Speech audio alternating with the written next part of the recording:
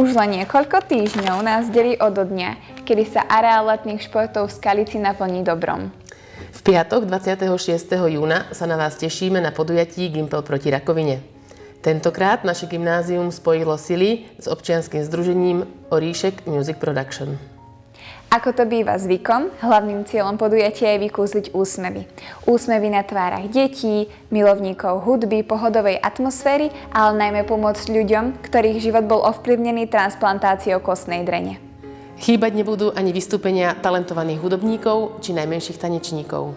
Sľubujeme, že 26. júna sa určite nudiť nebudete.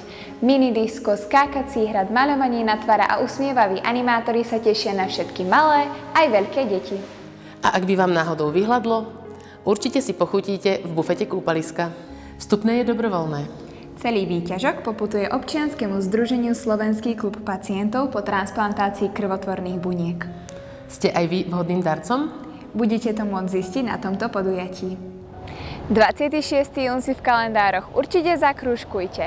Areál letných športov sa rozvučí hudbou a naplní dobrosrdečnými ľuďmi. Vidíme sa na bíči. Podujatie podporili hlavný partner Rolety Markuš, partneri Bratislavská vodárenská spoločnosť, Skant, Domko, EHS, Matistav, Mertel Video Production, La Lorraine, Proterm Production, Kráľovský catering, Byland Group, Volejbalový klub Skalica, Slovaktuál Skalica, STK Skalica, Autoškola Fénix, DM Drogery Markt, ROD Skalica, Cinemax, Športové centrum Barbar, Nightbuild, Cestovná kancelária Vida a M-Gym.